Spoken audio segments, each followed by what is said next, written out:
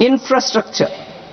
During this past decade, our government has undertaken several initiatives for large-scale enhancement of public infrastructure, including through new financing instruments such as Infrastructure Investment Trust (InvITs) and Real Estate Investment Trust (REITs), and institutions like NIIF and NABFID.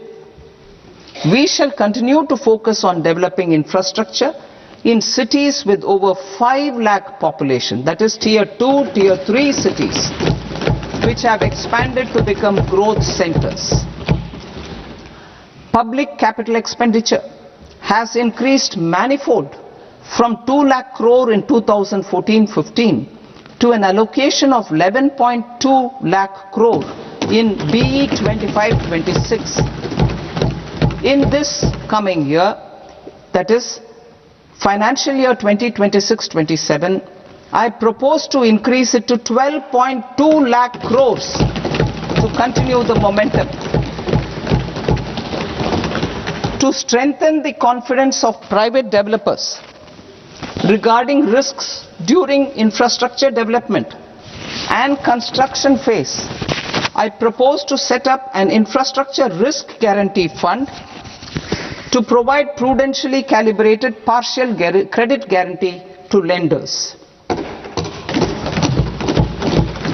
Over the years, REITs have emerged as a successful instrument for asset monetization. I propose to accelerate recycling of significant real estate assets of the CPSEs through the setting up of dedicated REITs. To promote environmentally sustainable movement of cargo, I propose to 1. Establish new dedicated freight corridors connecting Dankuni in the east to Surat in the west. Operationalize 20 new national waterways over the next 5 years, starting with National Waterways 5 in Orissa to connect mineral-rich areas of Talcher and Angul and industrial centers like Kalinga Nagar to the ports of Paradeep and Dhamra. Training institutes will be set up as regional centers of excellence for development of required manpower for these waterways. This will benefit youth in the entire stretch of the waterways to train and acquire skills. Further, a ship repair ecosystem catering to inland waterways will also be set up at Varanasi and Patna. And C. Launch a coastal cargo promotion scheme for incentivizing a modal shift from rail to road to increase the share of inland waterways and coastal shipping from 6% to 12% by 2047. To enhance last mile and remote connectivity and promote tourism, I propose to give incentives to indigenize manufacturing of seaplanes. A seaplane VGF scheme will be also introduced to provide support for operations. Carbon capture, utilization and storage. Aligning with the roadmap launched in December 2025, the carbon capture, utilization and storage technologies at scale will achieve higher readiness and in end-use application across 5 industrial sectors, including power, steel, cement, refineries and chemicals. An outlay of 20,000 crore is proposed over the next 5 years for this purpose. City economic regions. Cities are India's engines of growth, innovation and opportunities. We shall now focus on Tier 2, Tier 3 cities and even temple towns which need modern infrastructure and basic amenities. This budget aims to further amplify the potential of cities to deliver the economic power of agglomerations by mapping city economic regions based on their specific growth drivers an allocation of 5,000 crore per CER over 5 years is proposed for implementing their plans through a challenge mode with a reform cum result based financing mechanism.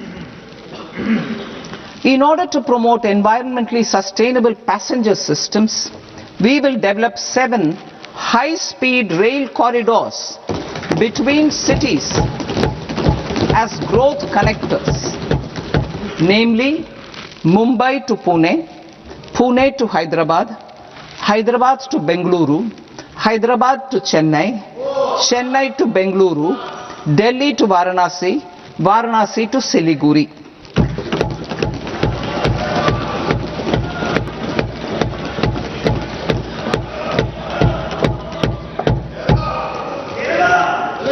Financial sector. The Indian banking sector today is characterized by strong balance sheet, historic highs in profitability, improved asset quality, and coverage exceeding 98% of villages in the country. At this juncture, we are well placed to futuristically evaluate the measures needed to continue on the path of reform-led growth of this sector. I propose setting up a high-level committee on banking for Vikasit Bharat. High-level committee on banking for Vikasit Bharat to comprehensively review the sector and align it with India's next phase of growth while safeguarding financial stability, inclusion and consumer protection. The vision for NBFCs for Vikasit Bharat has been outlined with clear targets for credit disbursement and technology adoption in order to achieve scale and improve efficiency in the public sector NBFCs. As a first step, it is proposed to restructure the Power Finance Corporation and Rural Electrification Corporation. I propose a comprehensive review of the foreign exchange management non-debt instruments rules to create a more contemporary, user-friendly framework for foreign investments consistent with India's evolving economic priorities. Corporate bond market. I propose to introduce a market-making framework with suitable access to funds and derivatives on corporate bond indices. I also propose to introduce total return swaps on corporate bonds.